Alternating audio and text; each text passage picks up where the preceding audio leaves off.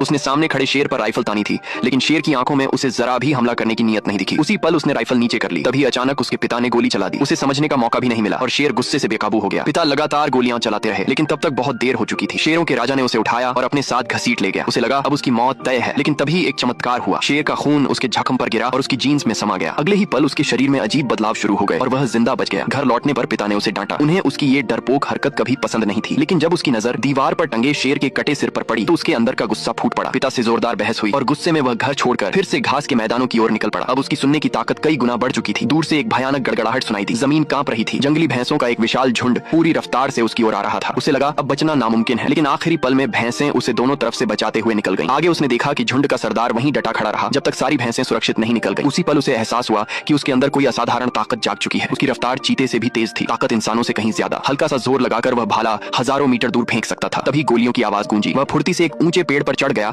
और अपनी तेज नजर से लगभग 10 किलोमीटर दूर तक देख लिया। कुछ शिकारी जंगली भैंसों का शिकार कर रहे थे। वह बिजली की तरह वहां पहुंचा, लेकिन तब तक कई मासूम जानवर मारे जा चुके थे। ये देखकर उसका खून खौल उठा। एक शिकारी ने उस पर बंदूक तानकर धमकाया, लेकिन इससे उसका गुस्सा और भड़क गया। उसने झट से चाकू उठाया और उन पर टूट पड़ा। उसकी ताकत के सामने दोनों शिकारी बेबस थे। उसी पल उसने तय कर लिया, चाहे कुछ भी हो, वह इन मासूम जानवरों को इंसाफ दिलाकर रहेगा। यह कहानी सिर्फ ताकत की नहीं, जिम्मेदारी की भी है। जानवरों की हिफाजत करो, वरना इंसानियत को इसका अंजाम भुगतना पड़ेगा। क्या तुम इससे सहमत हो? कमेंट में जरूर बताना। दोस्तों, अगर आपको इस शेर की ताकत मिली होती तो आप सबसे पहले क्या करते, प्लीज कमेंट में जरूर बताना।